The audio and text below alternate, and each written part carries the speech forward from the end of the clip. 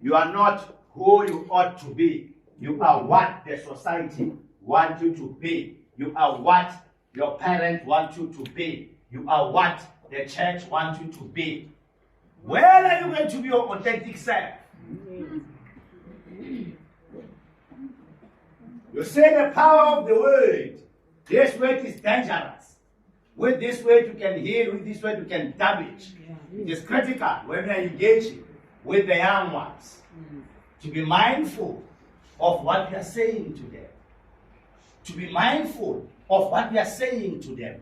Otherwise, we'll be perpetuating this vicious circuit. This vicious circuit. And these are the spells that I'm saying we must break. This cannot continue unabated and perpetual. We need to craft a new narrative. We need to produce a different cadre. A cadre that will be economically responsible, a cadre that will be able to take this country to a particular destination, a destination that is desired by the overall majority of this land.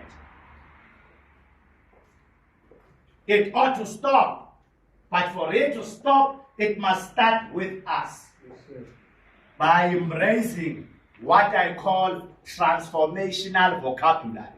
Come on. By embracing what I call what? Transformational vocabulary.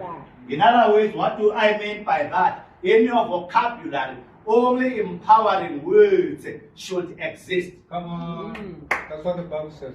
Not just disempowering words that exist. Not words when uttered you begin to reflect. What does Margaret say? You feel naked. We feel violated by the words that were uttered. Let's embrace transformational vocabulary and begin to embark on a journey, the journey that I call mental house cleaning, and begin to delete all those negative files in your subconscious mind. The files that says, I am not good enough. The file that says, I'm not meant for this. The file that says, I am a failure. The file that says, I don't deserve this. Amen. What says that? With those words, ladies and gentlemen, I wanted to welcome you again in this today's session and have wisdom as you'll be navigating this.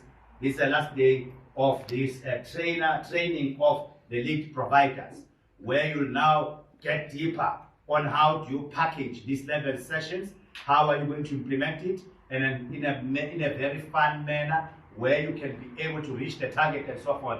You must have fun into it.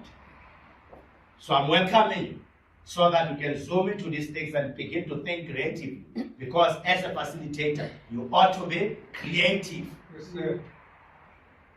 You are an expert, we believe in you. You ought to believe in yourself. And go out there, make us proud. Make yourself proud. Understand that this is for a greater good. Understand that this supersedes our narrow personal interest. Understand that this supersedes money. It is not about money. It is about making an impact. It is about making change to the parents' life and to the lives of the children. We owe it to our country. Yes, sir. It's critical. Yes, sir. And understand, as I've indicated yesterday, that we need to understand that play is not just play. But play is a human rights issue. Yes, and I've indicated to you that United Nations declared play as a fundamental right for children. And it must be treated as such. And I've indicated to you yesterday that play is not just play, but play is a therapy. Play is healing. Play is necessary for us also as adults. Because what it does, it harmonizes your immune system. And once your immune system is harmonized, then your CD4 cell count is strengthened. And if it is strengthened, your body can be able to fight any disease, any opportunistic infections, and you'll be able to live healthier. Yes, sir. That's the power of play. It's not just play. It's not just play. It's very, very powerful. It's a human rights issue. So as any childhood development is a human rights issue. So we are intentional and deliberate about what we are doing. So with those words, colleagues, please enjoy this today's session. and then delve deeper as you are navigating and as we are trying to unpack and package these 11 sessions, how they can be strategically and creatively implemented to the recipients who happen to be the pilots. And then as we will be going out there, remember the message, the word, remember the manner in which you communicate with the pilots. You must communicate sensitively whilst listening critically. Because if you don't communicate sensitively, you may experience a pushback on the field. As I've indicated that in the word, their beliefs, in the word, their attitude, in the word, their feelings. It could be feelings of happiness, it could be feelings of sadness. Be mindful. How do you communicate? Communication is quite critical as a facilitator.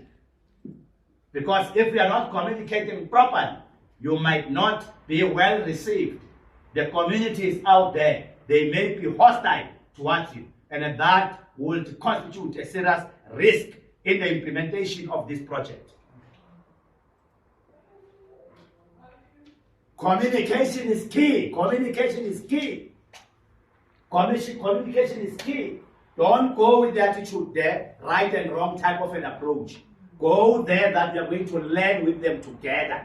Let it be a learning of all of us, so that you can document the lessons that comes out of this project and be able to gauge and measure the impact.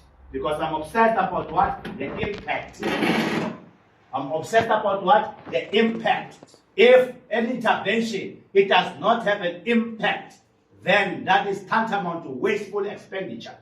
We are not about tick the box